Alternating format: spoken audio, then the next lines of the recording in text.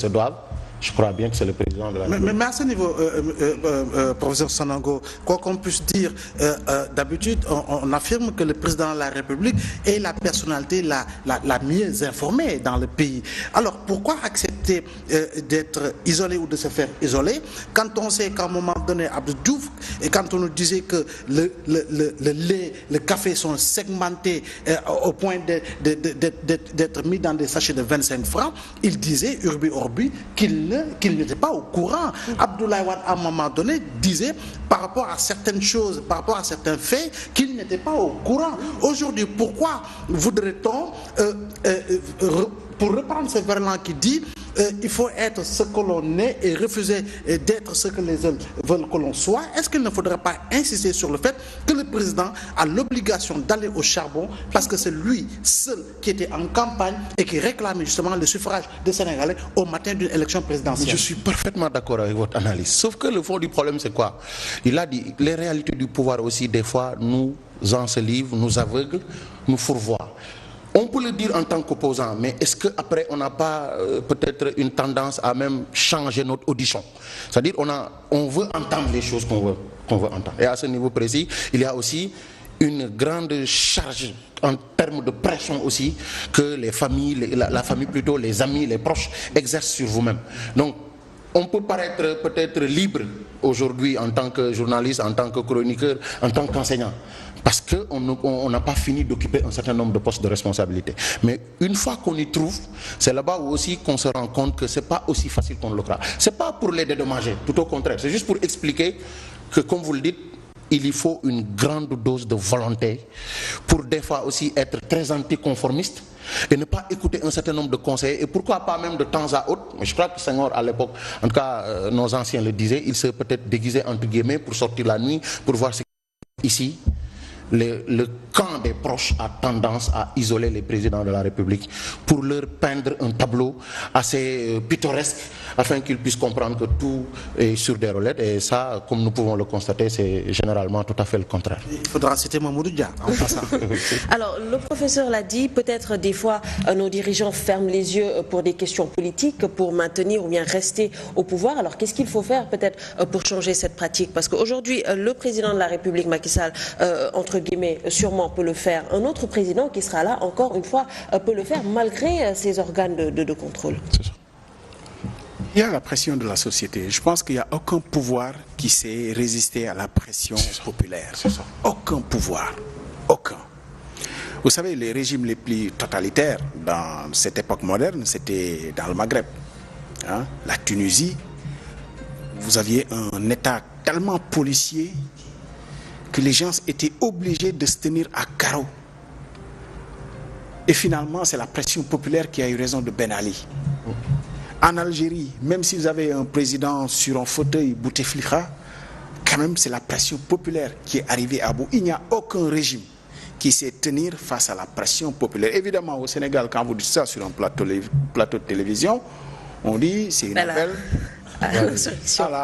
Voilà. Bon, je ne sais pas comment on dit ça d'ailleurs, mais je pense que si ça suffisait seulement pour faire ce genre de discours sur un plateau de télévision pour que les gens sortent, ça se saurait depuis très longtemps. Mais j'ai l'impression qu'on a dépassé en tout cas cette ligne de démarcation, cette ligne qui devrait faire que les gens se disent assez maintenant, enough, on en a assez. On l'a dépassé. Maintenant, à quel moment il va y avoir ce détonateur? Je ne le sais pas. Je ne le sais pas. Apparemment, on est plus patient que d'autres peuples, tant mieux. Si ça va aux Sénégalais, tant mieux. Et encore que d'ailleurs, il faut aussi croire qu'il y a des Sénégalais qui sont très contents du régime. Il n'y a pas de vérité absolue pour dire que tout le monde est contre. Attention, ce n'est pas la démocratie aussi. Voilà, il y a effectivement des gens qui sont des sympathisants et qui sont peut-être satisfaits. Ou peut-être qui ne sont même pas satisfaits, mais qui se disent c'est un moindre mal. C'est ça. 58,26%. Oui, mais vous savez, un pays pas très loin de nous est allé aux élections en 2019. Où il n'y a aucun observateur qui pouvait prédire que le président Ibeka, pour ne pas le nommer, passe, puisque de toute façon, l'économie est en lambeaux, il n'y a rien dans le pays. Mais apparemment, ce qu'il fait passer, c'est au moins, il y a encore de la stabilité à Bamako et autour. Donc, autant ne pas tenter le diable. On ne sait pas ce que va nous amener d'autre, ou quelqu'un d'autre. pour ne pas citer Soumaïla Cissé, qui finalement n'est pas passé à cette élection présidentielle. Donc c'est vous dire, mais j'aimerais revenir sur une certaine chose.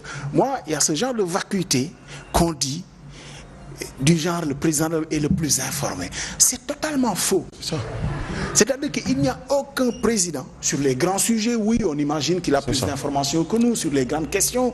Mais vous savez, les chefs d'État, ce sont les personnalités les plus naïves. Absolument. Ce sont peut-être les personnes les moins bien informées de ce qui se passe dans le pays réel. C'est ça. Le président peut ne pas savoir que l'on suffoque dans la circulation, puisque lui, on lui cache jusqu'aux embouteillages qu'il ne voit pas, puisqu'on ferme les deux voies, aussi bien à l'aller qu'au retour. Il ne voit pas comment les gens souffrent dans la circulation. Et à l'époque d'ailleurs, quand un président se déplaçait quelque part dans une ville, les autorités locales s'arrangeaient pour refaire la route, peindre les arbres, comme si tout est bien dans cette ville. Il n'y a pas longtemps, on le faisait encore au Sénégal, ça a peut-être changé aujourd'hui. Mais c'est vous dire que le président n'est pas forcément la personne la mieux informée. C'est comme vous savez, l'exemple, ça n'a rien à voir, mais vous savez, le cocu, il est toujours le dernier à savoir que sa partenaire le trompe. Voilà, tout le monde va en parler autour, jusqu'au moment où finalement tout le monde a fini d'en parler, qu'il est au courant. Le président de la République, c'est pareil. Et d'ailleurs, il n'y a aucun chef d'État qui va traiter de grandes questions sans être briefé par son conseiller en sécurité, son conseiller en économie. Il a toujours besoin de petites notes. Et il n'a pas le temps de s'informer de toute façon, sauf sa culture personnelle. Vous avez des présidents qui sont très intelligents, qui s'intéressent à tout.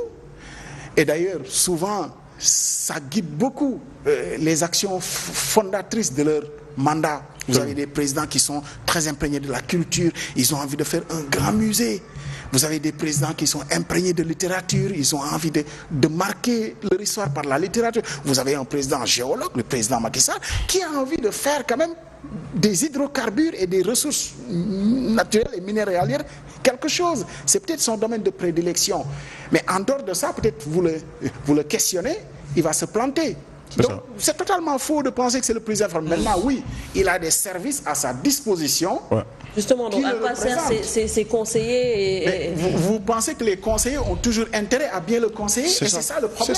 C'est-à-dire que ces conseillers, parfois même, on l'expérimente tous. Vous savez, il y a des conseillers, même sur le courrier. Parfois, vous écrivez je ne l'ai jamais fait, mais je sais que ça existe. Les gens écrivent au président de la République, s'étonnent que le courrier n'ait jamais été traité ou qu'il n'y ait pas de réponse. Dans les pays sérieux, votre courrier, il y a toujours une réponse. Ce n'est pas le président qui vous répond, bien sûr. Il y a sa signature ou son service, son secrétariat. Il n'y a qu'ici, où on n'a jamais réception du courrier, vous n'avez pas de retour.